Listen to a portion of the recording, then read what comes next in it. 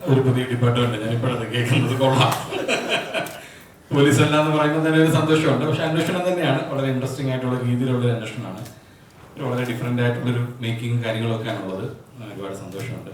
പക്ഷെ സത്യം പറയണ ഞാൻ ഇന്ന് ഇവിടെ വന്നത് ഈ പാർട്ട്നേഴ്സിന്റെ ഈ ഇതിനൊന്നും അല്ല കേട്ടോ. സത്യം പറഞ്ഞാൽ പ്രസ് മീറ്റിനല്ല. കാരണം ഈ സിനിമ നല്ലതാണെങ്കിൽ തീർച്ചയായിട്ടും സിനിമ ഓടും. ഈ സിനിമയിൽ കുറെ കാര്യങ്ങളുണ്ട്. ഞാൻ വന്നത് ഈ ചെറുക്കൻ എന്തൊക്കെയാണ് ഇന്റർവ്യൂവിൽ പറയുന്നത് നമുക്കൊന്ന് അറിയണമല്ലോ. നമ്മൾ നേരിട്ട് ഇതുവരെ കണ്ടിട്ടില്ല.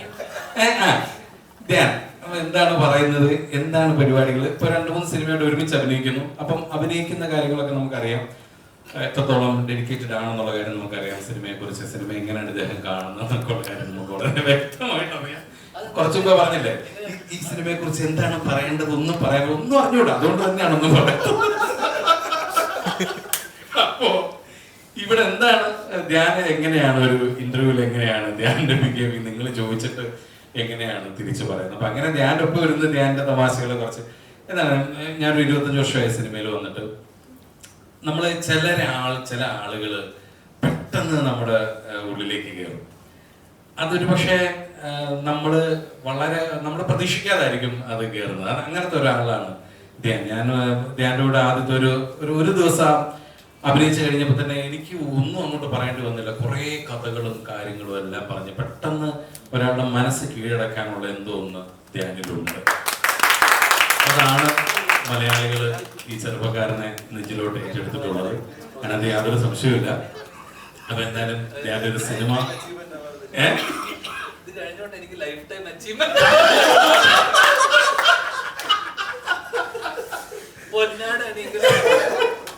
അപ്പൊ ഒരുപാട് സന്തോഷമുണ്ട്. ധ്യാനപ്പോ ഒരു ഇന്റർവ്യൂവിലും കൂടെ പങ്കെടുക്കാൻ ഭാഗ്യം കിട്ടി. ഇനി ബാക്കി ഇവിടെ നിന്ന് എന്തായാലും കാണണം. ഇതൊക്കെയാണ് എന്റെ ക്യാരക്ടർ. ഇതാണ് വളരെ ഇൻട്രസ്റ്റിംഗ് ആയിട്ടുള്ള ഒരു ക്യാരക്ടറാണ്. വളരെ വളരെ ഡിഫറെന്റ് ആയിട്ടുള്ള ഒരു മേക്കിംഗ് ആണ് അദ്ദേഹം നമ്മുടെ ഡയറക്ടർ. പിന്നെ എനിക്ക് പറയാനുള്ളത് പ്രൊഡ്യൂസർ കൊല്ലപ്പള്ളിയെ കുറിച്ചാണ്. ദയവേച്ച് നിങ്ങളുടെ എല്ലാവരുടെയും ക്യാമറ അദ്ദേഹത്തിന്റെ ഷൂയിലേക്ക് ഒന്ന് സൂം ചെയ്യണമെന്ന് ഞാൻ പ്രത്യേകം റിക്വസ്റ്റ് ചെയ്യുകയാണ്. അത് മറ്റൊന്നുമല്ല, ഞാൻ വന്നു കഴിഞ്ഞപ്പോൾ തന്നെ അദ്ദേഹനോട് പറഞ്ഞു, ഞാൻ ചോദിച്ചു ഇത് എവിടെ നിന്നാണ് കൊല്ലപ്പള്ളി ഈ ഷൂ മേടിച്ചത്. എന്നോട് പറഞ്ഞു, ചേട്ടാ നമുക്ക് ഒരു ഷൂ മേടിച്ചു ഒരു ഇന്റർവ്യൂ കഴിഞ്ഞിട്ട് കിട്ടുന്നത് ഭയങ്കര വൈറലായി. അപ്പൊ ഇന്ന് എങ്ങാനും ധ്യാന്റെ കൗണ്ടർ ഏറ്റില്ലെങ്കിൽ ഈ ഷൂ ഉണ്ടെങ്കിൽ നമുക്ക് പിടിച്ചു നിൽക്കണമല്ലോ എന്ന് പറഞ്ഞിട്ടുകൊണ്ട് വന്ന ഷൂ ആണ്. ഇനി ഈ ഷൂവിന്റെ പേരിൽ നിങ്ങൾ ഈ സിനിമ കാണാതിരിക്കരുത്. ഈ സിനിമയും ഈ ഷൂവും തമ്മിൽ യാതൊരു ബന്ധവുമില്ല എന്ന് പറഞ്ഞുകൊണ്ട് ഞാൻ മൈക്ക് കൈമാറുന്നു.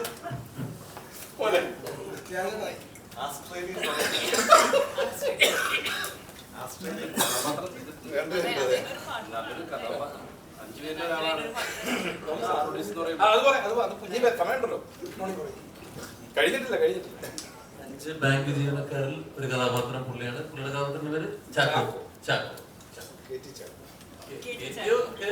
എനിക്കറിയില്ല, തീരുമാനിക്കാം. ഇത്തരം പ്രഷറുകളൊക്കെ ഭയങ്കരമാകുന്നുണ്ട്. ഇന്റർവ്യൂ ഭയങ്കര ഭീകരമാക്കാൻ വേണ്ടിട്ട്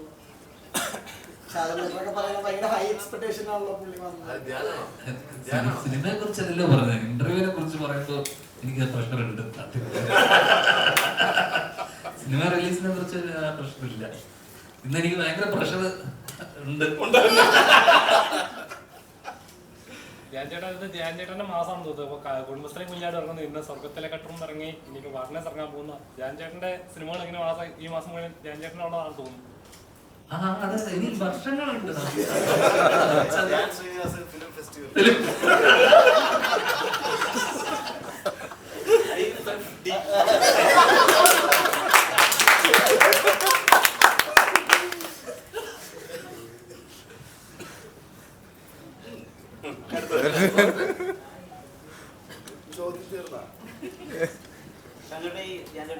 സുപ്രസിദ്ധമായിട്ട് സംസാരത്തില് ഉപയോഗിക്കുന്ന ഈ കൗണ്ടറുകളൊക്കെ ഉണ്ടല്ലോ, അതൊക്കെ എപ്പോഴെങ്കിലും ഈ തിരിച്ചു കൗണ്ടറുകളിലേക്കൊക്കെ പോയാൽ ഉപയോഗിക്കാൻ പറ്റാവുന്ന ഒരുപാടുണ്ട്. ധ്യാന്റെ 1-2 കാര്യം പറഞ്ഞപ്പോ തന്നെ ഞാൻ പറഞ്ഞു, ധ്യാൻ ഇതിനകത്തൊക്കെ എത്ര സിനിമകളുണ്ടെന്ന് അറിയാമോ എന്നോട് ഞാൻ ചോദിച്ചു.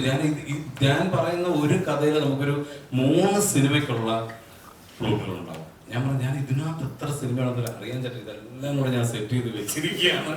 എൻ്റെ കുറെ പരിപാടികൾ സെറ്റ് ചെയ്ത് വെച്ചിരിക്കുകയാണ്. വളരെ ഇൻട്രസ്റ്റ്. ധ്യാന്റെ കഥ കേട്ടാൽ തന്നെ കുറേ സിനിമകൾക്കുള്ള പരിപാടികൾ അതിനകത്തുണ്ട്. അത് ധ്യാൻ അറിഞ്ഞുകൊണ്ടൊന്നും ചെയ്തിട്ടുള്ള കാര്യങ്ങളൊന്നുമല്ല, അത് സംഭവിച്ചു പോകുന്ന കാര്യങ്ങളാണ്. പക്ഷെ അതെല്ലാം നമ്മൾ പിന്നീട് ആലോചിക്കുമ്പോൾ നമുക്കത് ഒരുപാട് തമാശ ഫീൽ ചെയ്യും. അത് അതിൻ്റെതായ രീതിയിൽ അത് നമ്മളോട് ഒരാളൊരു സ്വന്തം ജീവിതത്തിലെ കാര്യങ്ങൾ നമ്മളോട് ഷെയർ ചെയ്യുമ്പം അദ്ദേഹത്തിന് അത്ര ഉറപ്പുണ്ടാവും നമ്മളത് എൻജോയ് ചെയ്യുന്നുള്ളത്. അപ്പൊ അദ്ദേഹം അന്ന് കാണിച്ചതൊക്കെ തെറ്റാണെന്ന് അദ്ദേഹം തന്നെ അത് നമ്മൾ ചിരിയോടുകൂടിയാണ്. പക്ഷെ അപ്പോഴും നമുക്ക് അദ്ദേഹത്തിനോടൊരു ദേഷ്യമോ ഒന്നും തോന്നില്ല. അപ്പൊ അങ്ങനെ കുറേ കഥകളുണ്ട്. തീർച്ചയായിട്ടും എവിടെയെങ്കിലുമൊക്കെ ഉപയോഗിക്കാൻ പറ്റുന്ന ഒരുപാട് കാര്യങ്ങളുണ്ട്. പക്ഷെ ഞാനത് ഉപയോഗിക്കുന്നതിന് മുമ്പ് ഞാൻ തന്നെ അത് ഉപയോഗിക്കും. അല്ലേ, കുറെ കാര്യങ്ങൾ എഴുതി വെച്ചിട്ടുള്ള ഒരാളാണ് ഞാൻ, നമുക്കറിയാം.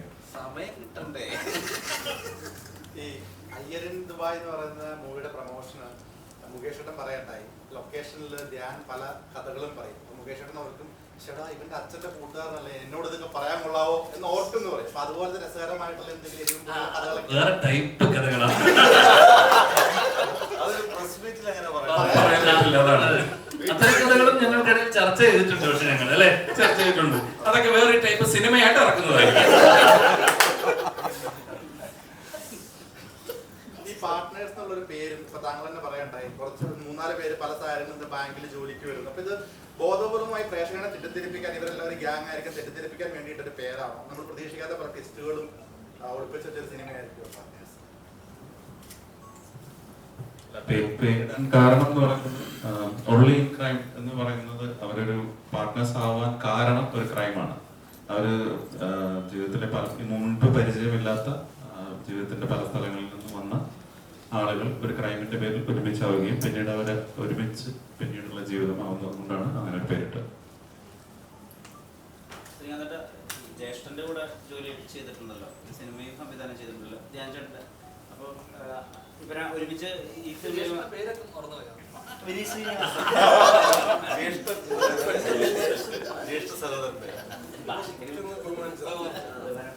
അപ്പൊ ഇവർ രണ്ടുപേരുള്ള സാമ്യതകൾ എന്താണ്? ഇപ്പൊ ഒരാൾ പറയുന്നതില് കഥകളിൽ ഒരു നന്മയുണ്ട്, രണ്ടാമത്തെ ആൾ പറയുന്നതിൽ ഒരു ഹാസ്യമുണ്ട്. അപ്പൊ ക്യാരക്ടറിലുള്ള സാമ്യതകളും വ്യത്യാസങ്ങളൊക്കെ എന്താണ് നിങ്ങൾക്ക് തോന്നുന്നത്?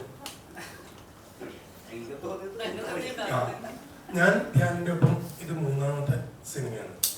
ഈ 3 സിനിമകളിൽ നിങ്ങൾ കുറേയേറെ സമയം സംസാരിക്കാനായിട്ട് കിട്ടി. അപ്പോൾ ഇപ്പോൾ ഷാജുൻ പറഞ്ഞതും സഞ്ജു പറഞ്ഞതൊക്കെ പോലെ തന്നെ ഞങ്ങൾ ഈ ജീവിതാനുഭവ കഥകൾ കൂടാതെ പല ധ്യാന്റെ മനസ്സിലുള്ള പ്ലാനുള്ള പല സ്ക്രിപ്റ്റുകൾ ഞാൻ കേട്ടു. അപ്പോൾ അതൊക്കെ ആയിരുന്നു ഞങ്ങളുടെ പ്രധാനപ്പെട്ട ഡിസ്കഷൻസ് കിട്ടുന്ന സമയങ്ങളിലൊക്കെ. അപ്പോൾ എനിക്ക് പ്രധാനമായിട്ടും മനസ്സിലായത് നിറയെ ഒത്തിരി കഥകളും പൊതുവേ നമ്മൾ പലപ്പോഴും നമ്മൾ സാധാരണ ജീവിതത്തിൽ നമ്മൾ ഓർത്തു വയ്ക്കാത്തതുപോലെ അതെല്ലാം കൃത്യമായിട്ട് ഓർത്തു വയ്ക്കുകയും അത് വേണ്ട ഇടങ്ങളിൽ വളരെ കൃത്യമായിട്ട് അതിനെ കാൽപ്പനിക ചെയ്ത് പറയുന്ന ഒരാളാണ്. വിനീതം അങ്ങനെ തന്നെയാണ്. വിനീതം കഥ പറയുമ്പോൾ വിനീതിൻ്റെ കൂടെയും പറഞ്ഞ പോലെ ആ സിനിമയ്ക്ക് മുമ്പ് മറ്റു പല സിനിമകളും ഡിസ്കസ് ചെയ്തിട്ടുണ്ട്. അപ്പോൾ രണ്ടുപേരും കഥ പറഞ്ഞിട്ട് രണ്ടുപേർക്കും 2 ശൈലിയുണ്ട്, 2 രീതിയുണ്ട്. ഞാൻ ഒരു കഥ പറഞ്ഞ് അത് ചിലപ്പോൾ പകുതി നിർത്തിയിട്ട് അടുത്ത കഥ പറയും. വിനീത് അങ്ങനെയല്ല. ഒരു പരിപാടി പറഞ്ഞാൽ അതിൻ്റെ പാറ്റേണിലേക്ക് എത്തിച്ചിട്ടേ പറയും. ഇതാണ് എനിക്ക് തോന്നിയ പ്രധാനപ്പെട്ട വ്യത്യാസം. ഇങ്ങോട്ടേ ഇടനിലക്കാരൻ റോളുകൾ ഒരുപാട് ചെയ്യുന്നുണ്ടല്ലോ. ഒരു പ്രശ്നം ഉണ്ടെങ്കിൽ അവിടെ ഉണ്ടാവും.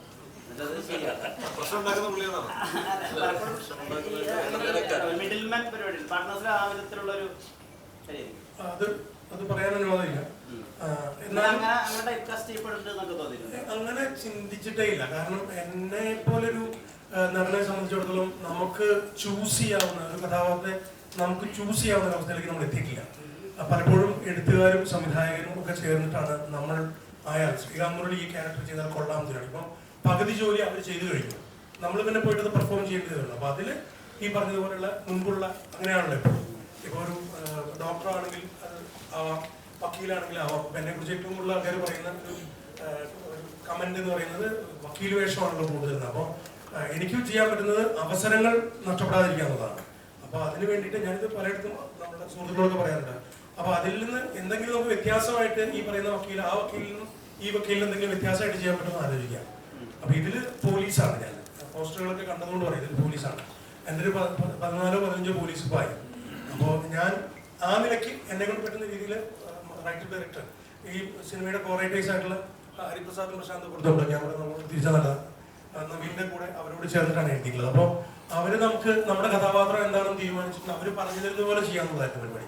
അവിടെ പിന്നെ ഈ പറഞ്ഞതുപോലെ അവർക്ക് പക്ഷേ ഇതിനു മുമ്പ് ചെയ്തിട്ടുള്ള ഞാൻ ചെയ്തിട്ടുള്ള പോലീസ് ക്യാരക്ടേഴ്സിനെ കുറിച്ച് ഒരുപക്ഷെ പലതും റിലീസ് ആവാതിരിക്കുകയും അല്ലെങ്കിൽ കാണാതിരിക്കുകയും ചെയ്തിട്ടുണ്ടാവും. അപ്പൊ അവിടെ എന്റെ ഉത്തരവാദിത്വം അതെനിക്ക് മാത്രമേ അറിയുള്ളൂ. അപ്പൊ ആ ഒരു ചലഞ്ച് മാത്രമേ ഉണ്ടായിട്ടുള്ളൂ. പിന്നെ ഞാൻ പറഞ്ഞല്ലോ, അവസരങ്ങൾ ആണ് എന്നെപ്പോലുള്ള ഒരാൾക്ക് ഞാനെപ്പോഴും അവസരങ്ങളാണ് അന്വേഷിക്കുക. അപ്പോൾ ഇടനിലക്കാരനായി കണ്ടെങ്കിൽ അത് എന്റെ തീരുമാനമായിരുന്നില്ല. അതാണ്. പിന്നെ ഈ സിനിമയെ കുറിച്ച് പറയട്ടെ, ഇത് കാസർഗോഡ് ഷൂട്ട് ചെയ്ത സിനിമയാണ്. നവീൻ കാസർഗോഡുകാരനാണ്. മലയാള സിനിമയിലേക്ക് കാസർഗോഡുകാരും കാസർഗോഡും ഇപ്പൊ ഈ അടുത്ത കാലത്തായിട്ട് നിറയെ കാസർഗോഡുകാരും മുമ്പും സിനിമ, ഇപ്പോൾ വൈശാഖും അങ്ങനെയുള്ള ആൾക്കാരുടെ പ്രശാന്ത് കാസർഗോഡുകാരനാണ്. അപ്പൊ അങ്ങനെ, പക്ഷേ ഈ സിനിമയിൽ കാസർഗോഡ് ഇല്ല, ഒരു ഇടം എന്നാണ് ഈ സിനിമയിലുള്ളത്. ഒരു ഹേസ് ത്രില്ലർ എന്നാക്കി ആ ഒരു സ്ഥലത്ത് നടക്കുന്ന കഥ എന്നുള്ള നിലയ്ക്കാൻ പറഞ്ഞത്. പിന്നെ ഈ മധുസൂദന റാവു എന്ന കന്നഡത്തിലും തെലുങ്കിലും മലയാളത്തിലും ഒക്കെ ലാലേട്ടനെ കൂടുതൽ ഓപ്പോസിറ്റ് അഭിനയിച്ചിട്ടുള്ള, ഹിന്ദിയിലുമൊക്കെ അഭിനയിച്ചിട്ടുള്ള വലിയൊരു നടൻ കൂടിയുണ്ട്. അദ്ദേഹത്തിന് ചില പ്രത്യേക സാഹചര്യത്തിൽ വരാൻ പറ്റാത്തതാണ്. അദ്ദേഹം ഇതിൽ വളരെ പ്രധാനപ്പെട്ട പ്രിയപ്പെട്ടായിട്ടുള്ള റോൾ ചെയ്യുന്നത്. നിറയെ സിനിമകൾ അഭിനയിച്ചിട്ടുള്ള ആളാണ്. അപ്പൊ ഇതിനൊരു ആ നിലയ്ക്ക് പിന്നെ നമ്മൾ കുറച്ചു മുമ്പ് നവീൻ പറഞ്ഞതുപോലെ മണി ഹേസ്റ്റിനെ കുറിച്ചും ഇറ്റാലിയൻ ജോബിനെ കുറിച്ചും ഹീറ്റിനെ കുറിച്ചും നമ്മൾ ചിന്തിക്കും. ഹേസ്റ്റിൽ എന്ന് പറയുന്നത് നമ്മൾ കണ്ടുള്ള സിനിമകൾ, ഡോഗ് ഡേ ആഫ്റ്റർനൂൺ എന്നൊക്കെ സംസാരിച്ചു. അപ്പൊ അതൊന്നും അല്ല, ഇത് നമ്മുടെ നാട്ടിൽ നടക്കുന്ന ഒരു കഥ. അപ്പൊ അതാണ് ഏറ്റവും ഇൻട്രസ്റ്റിംഗ് ആയിട്ട് എനിക്ക് പേഴ്സണലി തോന്നി. അതായത് അടയ്ക്കാമരങ്ങളും ഗ്രീനറി ഒക്കെ ഉള്ള ഒരു സ്ഥലത്ത് വളരെ മനോഹരമായിട്ടുള്ള ടെറൈനിൽ കാസർഗോഡിന്റെ പലയിടങ്ങളിൽ ആണ് ഈ ഒരു സ്റ്റോറി നടക്കുന്നത്. അപ്പോൾ നമ്മൾ ഫ്രെയിം എങ്ങനെ വെച്ചാലും അതിന് പ്രത്യേക ഭംഗിയുണ്ട്. പക്ഷെ നമ്മൾ പറയുന്ന സ്റ്റോറിക്ക് ഈ ത്രില്ലർ സ്വഭാവമാണ്. അതൊരു ശരിക്കും ചലഞ്ചിങ് ആയിട്ടുള്ള കാര്യമാണ്. അതൊക്കെയാണ് എനിക്ക് തോന്നിയ സന്തോഷം. ജാൻ ചേട്ടൻ ഒരു ഡയറക്ടേഴ്സ് ആക്ടറാണ്. ഡയറക്ടർ എന്ന് പറയുന്നത് അതുപോലെ ആവാൻ ശ്രമിക്കുന്ന, അതുപോലെ ചെയ്യാൻ ശ്രമിക്കുന്ന ഒരു ആക്ടറാന്ന് പറഞ്ഞു. ഇവൻ തോ വർഷങ്ങൾക്ക് ശേഷം പോലും ആ സിനിമയിൽ എനിക്ക് തോന്നുന്നു ട്രോള് കിട്ടാത്ത ഒരു ആക്ടർ താങ്കളാന്ന് തോന്നുന്നു. ബാക്കി എല്ലാവർക്കും അത്യാവശ്യം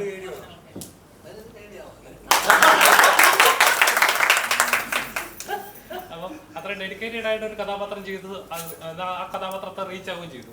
അപ്പോൾ അതേപോലത്തെ കഥകൾക്ക് വേണ്ടി വെയിറ്റ് ചെയ്യാതെ കമ്മിറ്റ് ചെയ്തുകൊണ്ട് ഇങ്ങനെ തീർത്ത് പോവുക, അങ്ങനെ ഇതാണോ? അതേപോലത്തെ കഥകൾ വരുന്നുണ്ടോ? ഈ പാർട്ട്നേഴ്സ് എന്ന കഥയിലെ കഥാപാത്രം അതുപോലത്തെ ഒരു കഥാപാത്രമാണോ? നമ്മൾ കിട്ടുന്ന, ശ്രീനാഥൻ പറഞ്ഞ പോലെ കിട്ടുന്ന അവസരങ്ങൾ നമ്മൾ അങ്ങനല്ലേ, വല്ലപ്പോഴല്ലേ ഇങ്ങനെ അവസരങ്ങൾ, ഇങ്ങനത്തെ അവസരങ്ങൾ എനിക്കെന്താ വെച്ചാൽ അവസരങ്ങൾ കൂടി വരുന്നു. അപ്പോൾ പിന്നെ നമ്മള് പലപ്പോഴും ഇതൊക്കെ നമ്മള് ഞാൻ പല സ്ഥലത്തായിട്ട് പറഞ്ഞിട്ടുണ്ട്. ഒരു ഏട്ടന്റെ സിനിമ ആയതുകൊണ്ടാണ് ഞാൻ ചെയ്തത്. കഴിഞ്ഞ കുറച്ച്